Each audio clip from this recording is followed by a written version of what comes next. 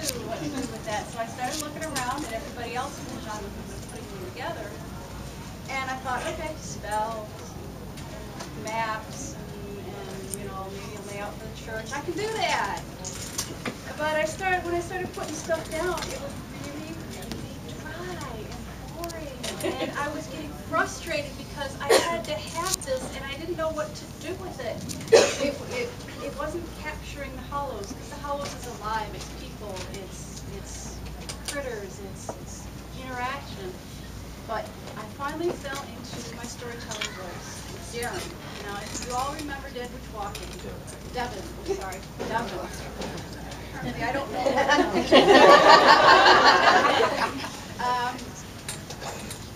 Back in Deadwood Walking, Rachel wasn't able to ride the bus because she accidentally married some guy chasing a werewolf. Well, that's Devin. And he happened to be a reporter for the Hollis Gazette. And after he got married on the bus, he started putting together bits and pieces, and oh my gosh, Rachel's a menace.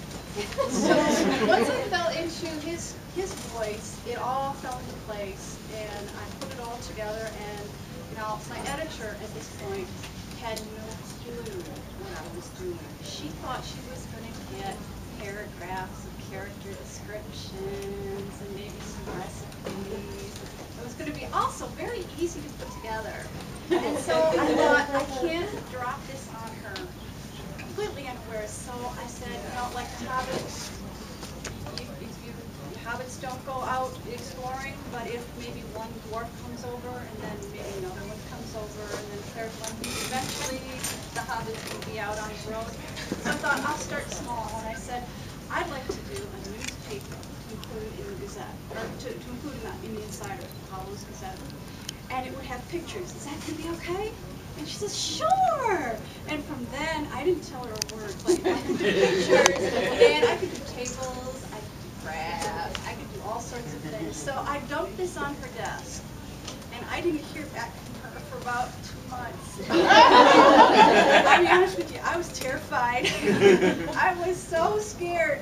But she came through, and she took what I gave her, and it was so messy. But it was, she could see the potential in it. And at first, it was going to be just black and white.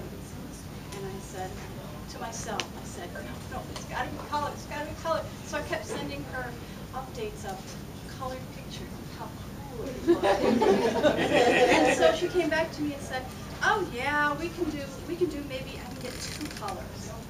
And I said, great, that's fabulous. But inside I'm going, no, I need more color. So I kept sending her more pictures, and finally she got me the 4 colors. She got me the hardcover. She got me the big oversized, and then she came through and got me a glow-in-the-dark cover.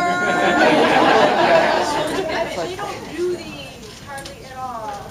So it really has been a labor of love, and my editor just went above and beyond the duty that she ever had to do. And together, we put together one heck of a world guide, and I hope you guys really, really enjoy it.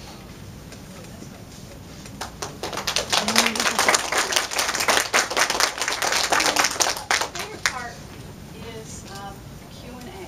So I'm sure you guys have questions. She asks you questions, and you give her answers. That's in her next book. No. All the way around? Oh, I'm sorry. Just ignore me. I'm standing over here with the tree. Before we get started on the Q&A, I do want to let you know that we are giving away with each one of these.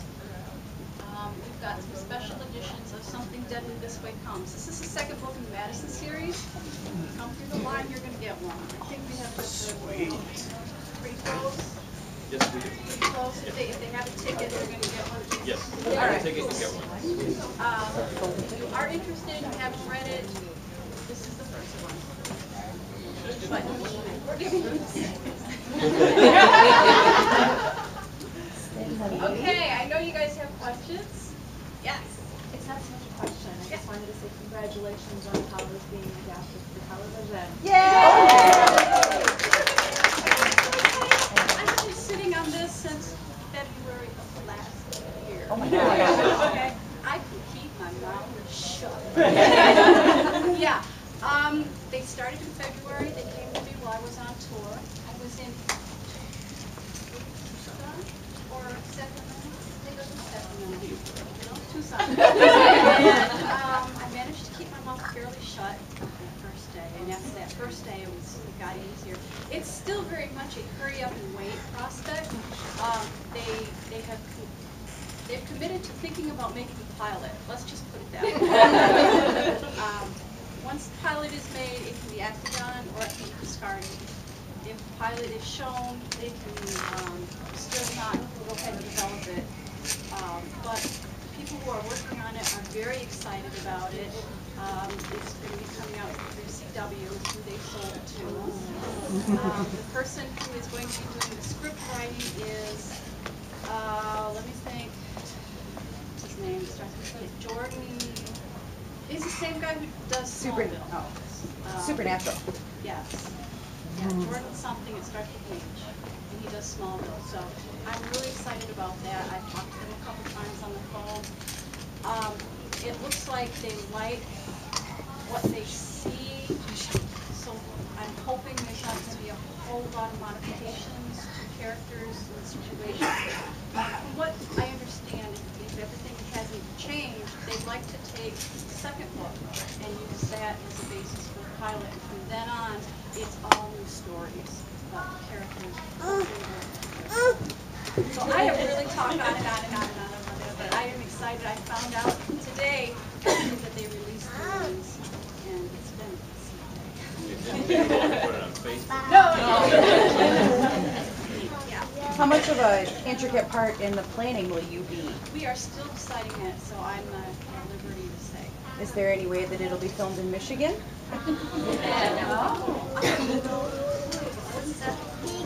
That would be awesome. Okay,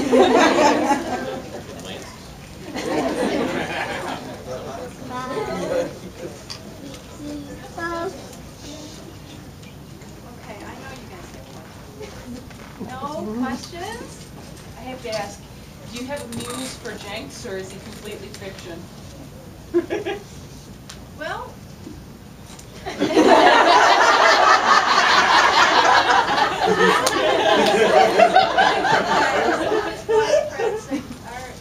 have a real-life basis for the irreverence. I've got a basis for that. The always interrupting Rachel.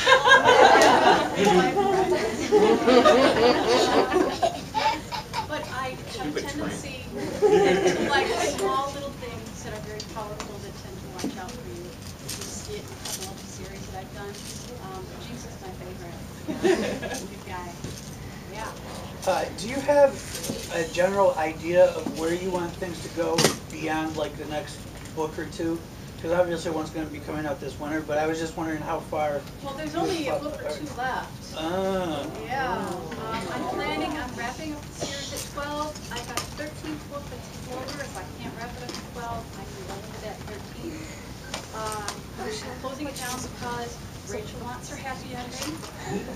And I'm ready to write something new for a while, and I can't write in a new way. I'm stuck in the hollows of Rachel's voice. I want to break out from it. Now, that doesn't mean I won't go back to it at some point. I just need some time to go away, write something new, stretch my writing muscles. The closer I get to the ending, which I have a pretty good idea of where I'll know by this time next year if I'm going to hit 12 or 13. So, Rachel is a witch, 13 would be a good number. it would.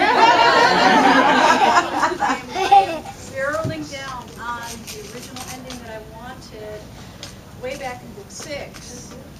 Okay, so I have been stretching this out. And it needs to close. I've got other things I want to show you guys. Besides, the guys are sick of murder. It's true. The only way I could take it any further is to kill somebody off. I don't want to touch it. Be glad there wasn't a muse for that.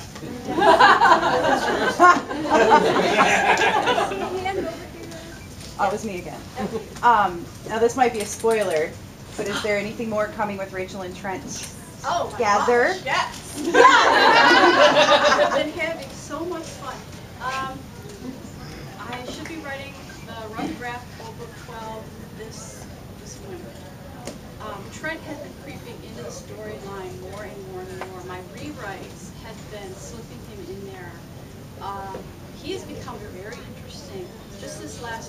I saw his little spell hut where he goes to do his spells.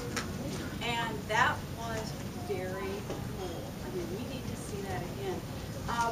Now, Ivy is also going to be playing a much larger role than she has in the last couple books. So, you know, don't discount what's going on there. I honestly don't know how it's going to end. I have an idea. But, you know, Kirsten was alive till the editorial rewrite. So things can change really fast, and I never know.